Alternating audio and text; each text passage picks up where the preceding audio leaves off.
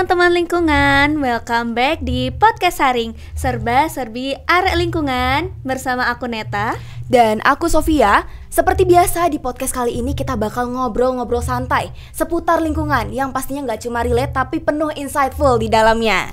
Nah, di season baru kali ini kita bakal bahas topik yang agak beda tentang lingkungan. Sesuatu yang sering banget kita lakuin tapi jarang kita sadari nih dampaknya untuk bumi Sofia. Betul banget Net. Nah jadi judul episode kali ini tuh adalah sampah tak kasat mata, telisik jejak karbon tersembunyi di balik aktivitas sehari-hari. Nah biar makin asik nih Sofia, kita nggak sendirian nih karena sudah hadir bersama kita narasumber yaitu Bapak Aulian Nur Mustaqiman sebagai sivitas akademika yang bergerak di bidang pencemaran udara. Nah Pak Aul, bagaimana nih kabarnya pada pagi hari ini? Alhamdulillah sehat, Mbak Neta sama Mbak Sofia. Kalian gimana nih? Baik. Alhamdulillah baik. Sehat. Nah mungkin kita sebelum menggali pertanyaan lebih dulu nih Pak, kita mau tanya yang basic-basic terlebih dahulu. Kan banyak orang nih tahu sampah itu lebih identik ke kantong plastik atau mungkin botol plastik atau mungkin sampah organik. Jadi sampah yang memang bisa dilihat, bisa dirasakan atau bisa dicium. Tapi sering banget orang-orang tuh nggak tahu ada namanya sampah tak kasat mata. Nah mungkin boleh nih Pak Aul jelasin apa sih maksud dari sampah tak kasat mata itu Pak? Oke, baik. Terima kasih Mbak Sofia. Jadi sebelumnya saya ingin menyapa teman-teman pendengar dulu Mbak Sofia. Halo semuanya. Ya, perkenalkan saya Aulia. Ya, biasa adik-adik atau teman-teman manggil saya Aulia. Saya berterima kasih sebelumnya kepada KMTL ya di acara podcast sharing sudah mau mengundang saya.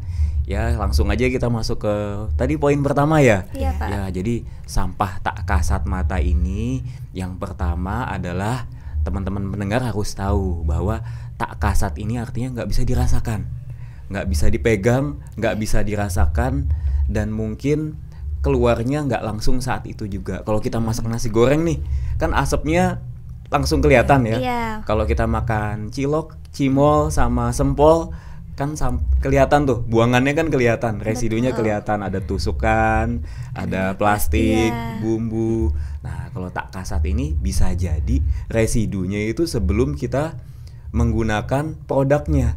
Bisa jadi juga residu yang keluar sebelum kita gunakan produknya itu juga nggak kelihatan. Nah, disebut sampah karena kita ingin memblow up teman-teman yang ada di dunia, teman-teman yang ada di global tuh ingin memblow up bahwa residu ini begitu urgent, emergency, sehingga layak untuk disebut dengan sampah. Itu karena kalau udah disebut dengan sampah, berarti kan seakan-akan kan penting, kotor, kelihatan di depan kita. Sehingga sampah tidak kasat mata ini adalah residu ya dalam bentuk karbon ya, karbon dioksida ekivalen yang mana penting dan dapat menimbulkan dampak lingkungan terutama pemanasan global. Wah, menarik banget ya Net. Betul. Nah, tadi kan Pak Aul sempat mention ya Pak tentang karbon nih Pak. Nah, mungkin boleh tahu nggak sih Pak jejak karbon sendiri itu apa dan contoh dalam aktivitas-aktivitas yang menyebabkan jejak karbon itu seperti apa Pak? Oke, baik. Terima kasih pertanyaan yang bagus itu Mbak Neta. Jadi jejak karbon itu adalah emisi ya dari gas rumah kaca. Emisi gas rumah kaca yang bisa mengendap atau berkumpul di atmosfer. Nah, si gas rumah kaca yang berkumpul di atmosfer ini nanti bisa nyerap panas. Nah, kalau misalkan panas yang diserap itu berlebihan, nah bumi kita makin lama makin panas. Sehingga banyak efek domino yang ditimbulkan. Nah, berkaitan dengan pertanyaannya Mbak Neta tadi, nah ada beberapa aktivitas yang bisa menyebabkan gas rumah kaca. Salah satunya adalah aktivitas transportasi, ya. Terus yang kedua ada aktivitas pembakaran sampah atau pembakaran yang lain yang dapat menyebabkan energi, ya. Terus ada lagi misalkan aktivitas yang konsumsi listrik, air ya dan seterusnya. Nah, itu dapat mengeluarkan gas rumah kaca yang dinyatakan dalam Satuan konversi karbon dioksida ekivalen. Jadi semuanya dianggap karbon dioksida gitu. Berarti dari pernyataan Pak Aul tadi, berarti semakin bertambahnya tahun nih, berarti ada kemungkinan bahwa suhu itu akan terus menaik ya Pak? Nah bener, ya, betul banget tadi. Jadi suhunya terus naik. Nah sekarang masyarakat global itu berusaha, ya naik sih boleh naik ya, tapi naiknya jangan terlalu ekstrim. Ya seperti itu. Nah itu nanti dibahas tuh di Paris Agreement. Nah seperti itu. Wah, menarik banget ya, Net. Nah, mungkin saya juga penasaran nih, Pak. Ada aktivitas-aktivitas kayak misalnya kita mahasiswa perantau nih kan sering banget belanja online, atau mungkin pesan makanan online, atau mungkin yang lagi fenomenal nih, banyak orang nih main Roblox gitu. Nah, kira-kira aktivitas online seperti itu tuh bisa menyumbang jejak karbon gak sih, Pak? Betul banget. Jadi awal-awal dulu nih, ya Mbak Neta sama Mbak Sofia, awal-awal dulu dianggap aktivitas online itu aktivitas yang bersih. Ya, aktivitas yang bersih, aktivitas yang ramah lingkungan. Tapi ternyata begitu diselidiki lebih lanjut ya, kalau kita belanja online, terutama belanja yang food gitu ya, yang food gitu. Nah, biasanya itu tiap satu produk ditambah satu plastik. Produk pasti satu plastik, dan satu produk itu satu karton tersendiri. Nah itu yang food-foodan ya, itu yang food-foodan. Terus kalau yang belanja online? Yang belanja online. Nah, yang belanja online check out. Nah, check out. Nah, biasanya itu mereka nggak hanya satu moda transportasi. Misalkan kita nih pesan barang dari Jakarta. Nah, dari Jakarta, dari gudangnya Jakarta nanti dikirim ke pusat gudang mana, nanti dari pusat gudang mana dikirim lagi ke Malang ya kan, ada pos-posnya, nanti dari pos 1 di Malang ke pos 2, habis itu baru diantar dengan kendaraan yang berbeda di rumah kita atau di kos-kosan kita. Nah, itu artinya di situ muncul, kalau kata teman-teman, muncul di situ ada multimoda. Moda transportasi, multimoda. Jadi dengan belanja online ini kita secara nggak langsung, nggak dirasakan, kita menggunakan banyak kendaraan. Ya, kita banyak kendaraan. Nah, itu yang menyumbang jejak karbon. Nah, Roblox. Nah, Roblox itu termasuk salah satu dari berbagai macam platform. Kan platform kan selain games kan banyak kan, ada media sosial juga. Nah, Roblox ini itu di sana punya pusat data. Ya, pusat data tadi itu punya pendingin. Nah, ternyata begitu diteliti oleh para peneliti, si pusat data yang berpendingin tadi itu paling nggak 1 tahunnya jejak karbonnya itu 1 tera. Wah, banyak banget. 1 tera tuh buat besar di atasnya ini loh, miliar loh, di atasnya mega giga loh. Nah, artinya signifikan ya, signifikan seperti itu. Nah, Roblox tadi ya lumayan signifikan, punya data centernya, punya pusat data, dan pusat datanya kan makin lama servernya makin banyak. Nah, butuh pendingin juga yang luar biasa. Yang luar biasa. Nah, itu hanya Roblox saja. Nah, belum TikTok ya, belum Instagram, belum YouTube. Nah, kalau media sosial ini yang paling top of the top ini TikTok. Ini TikTok ya. TikTok itu 2,7 gram karbon dioksida ekivalen ya per menitnya. Nah, TikTok ini juga membuat addiction sebagai penggunanya. Jadi nggak mungkin mereka TikTokan dulu 1 menit. Nah, pasti keterusan ya, pasti keterusan. Beda sama Instagram, Reddit, terus yang Facebook dan lain-lain. Nah, nomor 2 disusul oleh Facebook ya 0,7, terus setelah Facebook ada YouTube ya, YouTube 0,4. Nah, seperti itu. Nah, itu platform-platform yang sekarang lagi disorot. Berarti fenomena tadi itu termasuk dalam penyumbang emisi digital ya Pak? Ya, betul. Oke, terus kemudian kalau kita nih sebagai mahasiswa suka menonton film, streaming, drakor, tadi scroll media sosial, apakah aktivitas seperti itu membahayakan lingkungan Pak? Dan kayak dampak bagi lingkungan itu apa? Oke, betul. Jadi aktivitas kita di media online ya, baik itu YouTube ataupun Netflix ataupun apapun ya platformnya, itu kalau menurut jurnal penelitian itu 3 kali aktivitasnya lebih besar daripada daripada bakar-bakar. Ya, daripada bakar-bakar. Nah, jejak karbonnya macam-macam. Pertama, penggunaan listrik. Satu. Terus yang kedua adalah penggunaan paket data. Nah, yang ketiga adalah mereka tuh punya server.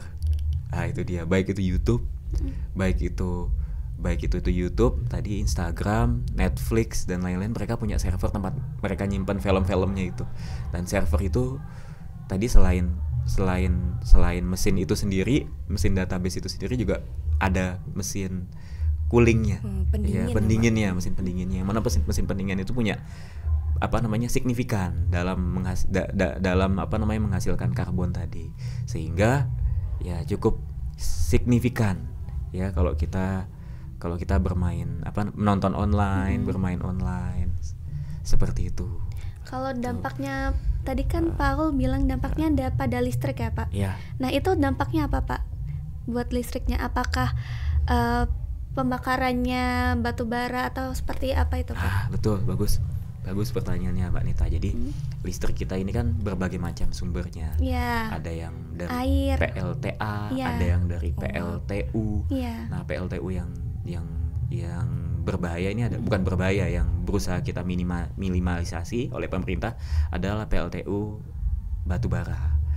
Seperti itu. Nah, tiap-tiap listrik yang kita pakai itu mungkin kita nggak bisa tahu ya dari mana pembangkit listriknya, tapi yang jelas si pembangkit listrik itu pasti akan mengeluarkan jejak karbon, ya terutama karbon dioksida seperti itu, sehingga itu. Berarti teman-teman harus diingat ya untuk mengurangi pemakaian media sosial atau mungkin game-game online supaya mengurangi jejak emisi karbon. Nah, mungkin dengar-dengar ya Pak, ada salah satu perjanjian yang berikatan dengan jejak emisi karbon. Kalau nggak salah tadi udah disebutin Paul, namanya Paris Agreement. Nah, mungkin boleh dijelasin lagi nih Pak ke teman-teman pendengar, apa sih yang namanya Paris Agreement dan isinya tuh seperti apa sih Pak? Oke, baik Mbak Sofia sama Mbak Aneta. Jadi Paris Agreement itu dulu tahun 2015, berarti 10 tahun yang lalu. Itu negara-negara 150-an atau 160-an tuh berkumpul.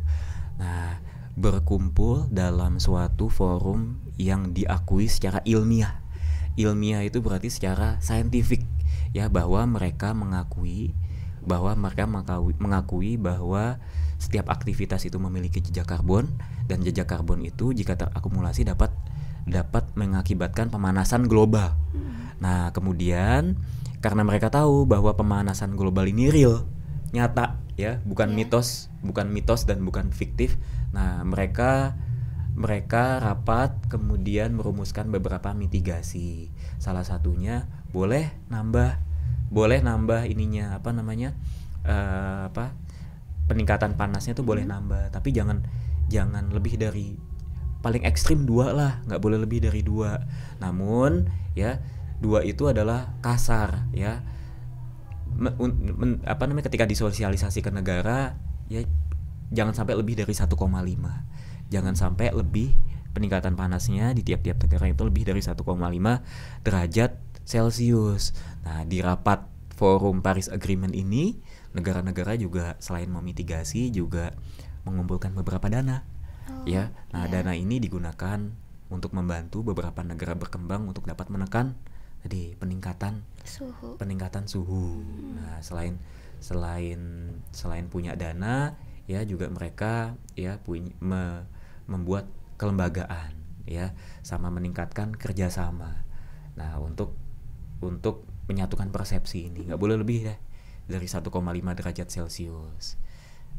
Seperti itu. Nah, kalau di Indonesia sendiri nih Pak, dengar-dengar ada yang namanya target net zero emission atau target karbon bersih di tahun 2060 sebagai komitmen dari Paris Agreement. Benar nggak sih Pak itu? Ya, betul. Jadi net zero emissions target 2060 ya, ini masuk ke dalam strategi nasional yang diatur oleh Peraturan Pemerintah nomor 98 tahun 2021, berarti masih seger nih.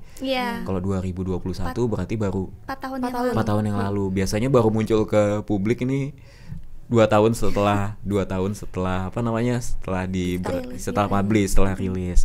Nah, di net zero emissions ini, nah pemerintah Indonesia berusaha untuk mensosialisasikan sama memitigasi tiap-tiap tiap-tiap perusahaan untuk bisa menekan sumber emisinya. Dan pemerintah juga di salah satu target yang utama adalah dapat menekan atau bahkan dalam beberapa tahun lagi menghilangkan PLTU yang berbasis batu bara.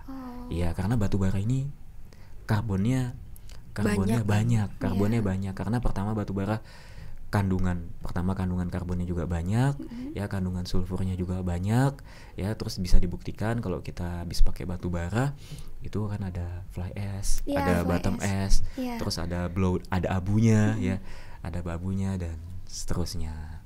Nah itu salah satu agenda net zero emissions target 2060 oleh pemerintah Republik Indonesia, meminimasi lama-lama mengeliminasi keberadaan batu bara tadi.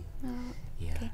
Pak, saya sedikit penasaran nih Pak, kan tadi Anda mengurangi PLTU ya Pak? Iya betul. Batu bara. Nah mungkin ada nggak sih Pak kayak apa sih selain PLTU itu yang bisa dipakai, maksudnya batu bara yang bisa digantikan itu sebagai apa Pak? Sebagai sumber listriknya gitu ya Pak? Iya, nah itu asik banget tuh pertanyaannya. Ini lagi hot nih di perusahaan-perusahaan. Jadi sementara PLTU ini ya, atau PLTU itu kan tenaga uap. Ya, tenaga uap ini kan nggak hanya di pemerintah aja. Kalau di perusahaan-perusahaan kan ada boiler.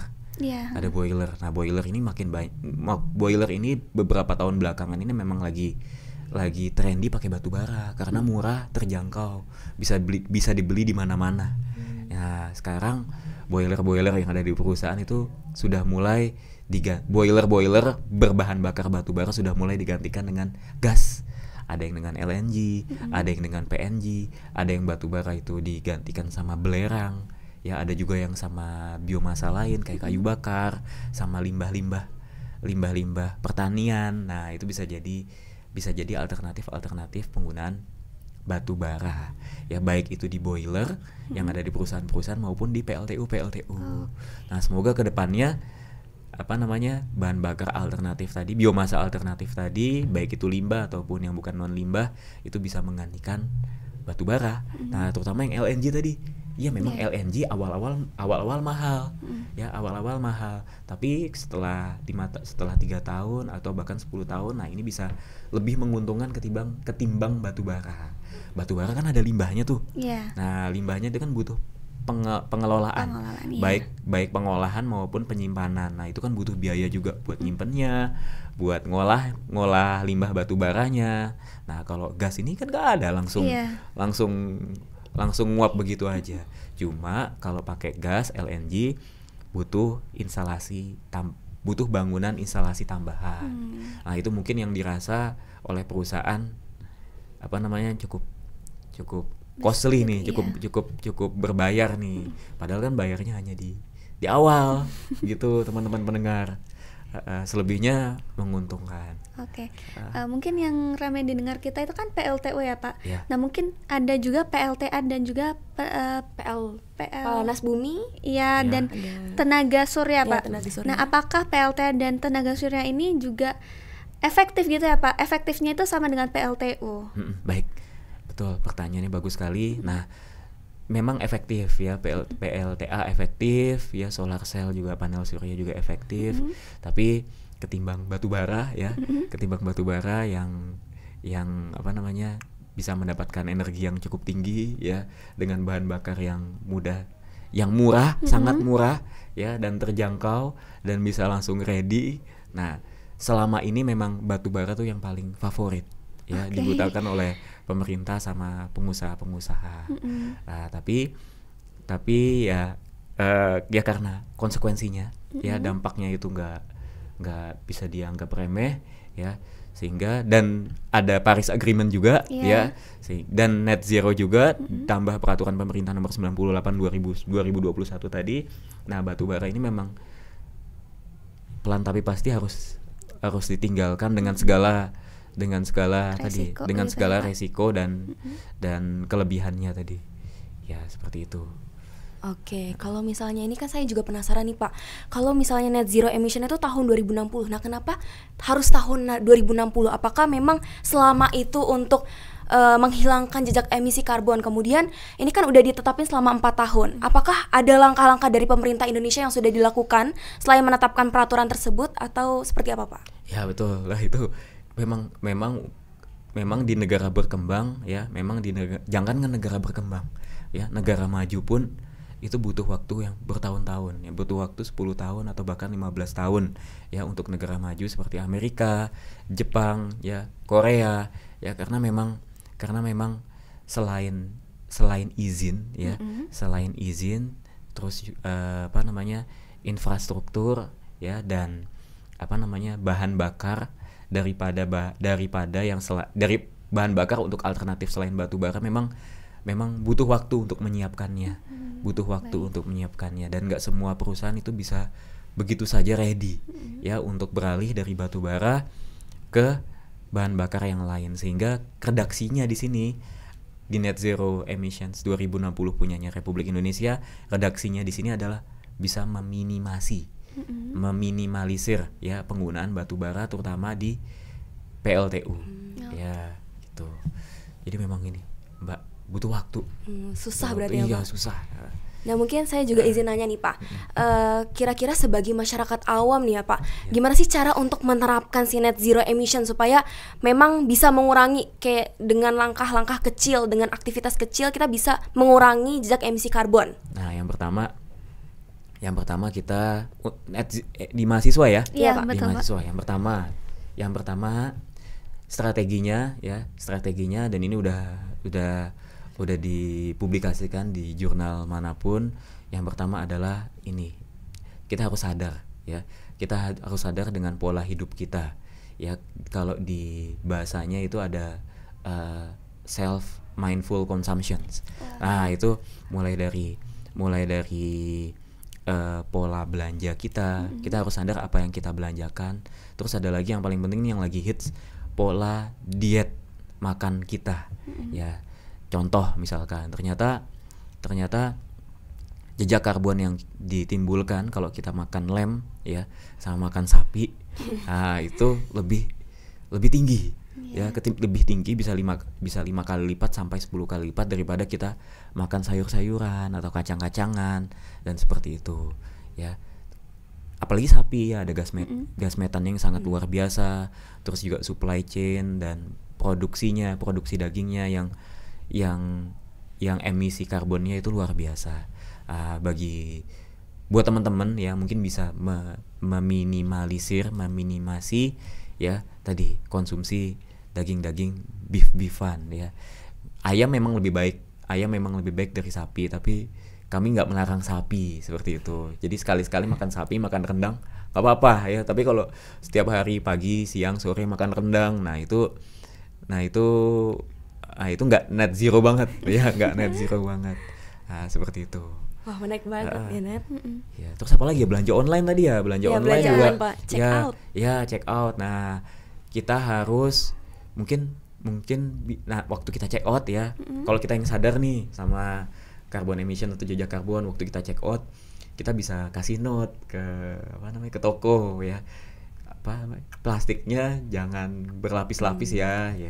Terus nggak usah pakai bubble wrap. Kan kadang ada tuh barang bukan pecah belah tapi pakai bubble wrap. Ya, terus ada lagi yang habis dikemas, habis diplastikin, terus dipakai karton ya, habis itu di bubble wrap, habis itu diplastikin lagi. Nah, buat adik-adik semua sama teman-teman pendengar semua bisa request tadi ke toko ya, waktu kita beli jangan main check out aja. Nah, bisa request seperti itu. Baik check out yang barang maupun check out yang food-foodan. Ya, yang food-foodan. Gitu. Waduh, berarti banyak banget ya, Nek, dampak buruk dari emisi karbon ini. Betul. Nah, mungkin saya juga penasaran nih, Pak, ada nggak sih, Pak, cara menghitung jejak emisi karbon yang kita hasilin setiap hari gitu, kayak kalkulator online gitu untuk menghitung jejak emisi karbon? Ya, bagus ya. Ini jadi kalkulator online itu adalah bentuk upaya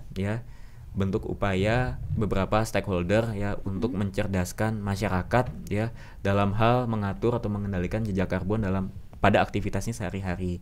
Nah, punyanya pemerintah sendiri kan ada jejak ada jejak karbon go.id. Nah, itu bisa membantu kita ya untuk memilah-milah transportasi apa nih yang tepat ya. Kalau kita mau keluar rumah, terus naik apa yang tepat kalau kita mau keluar rumah, terus makanan, terus aktivitas lain ya mesti pakai apa nih di untuk untuk bisa mengoptimalisasi jejak karbon kita. Itu kan jejak karbonku tuh yang punya pemerintah. Ada kalkulator yang lain, termasuk kalau kita pengen beli HP nih ya, ada kalkulator, saya nggak bisa menyebutkan nama platformnya apa ya. Kita bisa tahu, oh kalau mau beli iPhone mana nih yang jejak karbonnya paling tinggi. Oh iPhone, mohon maaf Iya. oh iPhone Pro Max ternyata jejak karbonnya lebih tinggi dibandingkan yang mini. Oh ternyata sesama Pro Max misalkan ya 12, 13, 14, 17 yang paling besar yang mana ya, itu baru iPhone ya. Nah, kita bisa membandingkan yang lain. Mau ini kita kita udah aware nih sama jejak karbon nih, bingung mau beli Oppo sama beli Vivo ya. Nah, jejak karbonnya bisa dicek, Vivo sama Oppo paling tinggi yang mana. Kalau misalkan paling tinggi salah satunya ya jangan beli yang itu ya. Ada lagi Vivo sama Samsung. Nah itu bisa. Nah, dari saya nggak berani menyebutkan yang mana yang jejak karbonnya paling tinggi. Yang jelas teman-teman mendengar, kalkulator jejak karbon sudah banyak ya, nggak hanya HP, laptop juga ya bisa dicek ya, sehingga kita dalam memilih produk ya itu bisa hati-hati ya, bisa hati-hati dan bisa mengedepankan prinsip jejak karbon tadi. Karena goalnya Paris Agreement itu seperti apa yang Mbak Neta sama Mbak Sofia tadi sampaikan. Goalnya adalah kita mengerti dan kita bisa mengkonsumsi, membeli berdasarkan prinsip jejak karbon. Oke, menarik sekali ya Sofyan. Jadi teman-teman di sini jangan lupa untuk mungkin bisa mulai diterapkan dan dicobain gitu ya, menggunakan kalkulator jejak emisi karbon. Nah, kalau pelaksananya sendiri nih Pak, selain tadi yang ditanyakan Sofia dan dijawab oleh Pak Aul, selain memesan makanan dan belanja online gitu ya Pak, mungkin ada nggak sih Pak cara untuk mengurangi jejak karbon lainnya untuk mahasiswa? Yang pertama ya, mengutamakan naik transportasi publik ya, transportasi umum. Yeah. Satu. Terus yang kedua tadi pola diet tuh bukan ini teman-teman mendengar, pola diet tuh bukan nggak makan ya, bukan puasa atau nggak makan. Diet itu kan makanan ya kan, pola makan makanan ya. Nah, dalam kita memilih apa yang kita makan itu kita sudah mulai mengedepankan prinsip jejak karbon. Contoh ya, memang kacang-kacang itu nggak enak ya, nggak senikmat kita makan rendang, nggak senikmat kita makan yang lain, tapi kacang-kacangan itu ya itu punya jejak karbon yang sangat amat rendah ya, sehingga harapannya kalau kita mengurangi makan beef ya, makan beef, terus makan apa tadi, daging lem ya, daging ternak dan lain-lain, harapannya ya pengusaha atau produsen beef tadi ya, kedepannya itu bisa mengedepankan reduksi ya, pengurangan jejak karbon ya. Karena selama ini kan rantai jejak karbon itu terlalu panjang ya. Moga-moga kalau kita mengurangi itu, kita beralih ke sayur-sayuran atau kacang-kacangan ya, mereka produsen beefnya itu bisa lebih Oke, berarti ingat ya teman-teman untuk mengubah pola makan gitu, dan juga untuk mengurangi aktivitas online seperti belanja dan juga makanan-makanan gitu ya. Kemudian untuk kalau mahasiswa kan pasti ada ya Pak nugas gitu ya, mengetik gitu. Nah, apakah dengan mengurangi waktu kayak menggunakan media sosial maupun yang lainnya itu akan mengurangi jejak karbon juga Pak? Iya betul. Nah sekarang itu kan tangan kanan ngetik ya kan, tangan kiri buka IG ya kan, tangan kiri buka IG, buka TikTok, terus mata kadang-kadang lihat TV dan lain-lain. Nah itu kita bisa minimalisir. Kalau nugas aja ya, nugas aja, terus Kalau misalkan main medsos ya, ditarget main medsosnya, jangan misalkan 5 menit, 10 menit. Ya udah 10 menit gitu kan, atau di target mau sehari berapa jam ya, sejam atau 2 jam. Nah, seperti itu, jangan nggak terkendali, jangan sampai tidak kita kendalikan.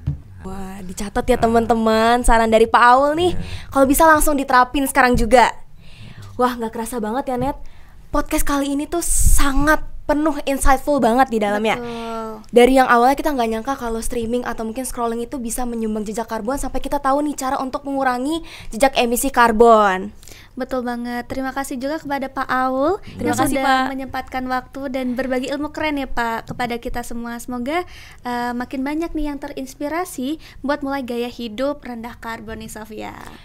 Nah, bener banget Net. Nah, mungkin sebelum kita tutup podcast kali ini, mungkin kita mau dengar closing statement dari Pak Aul nih Pak. Untuk para pendengar nih Pak. Oke.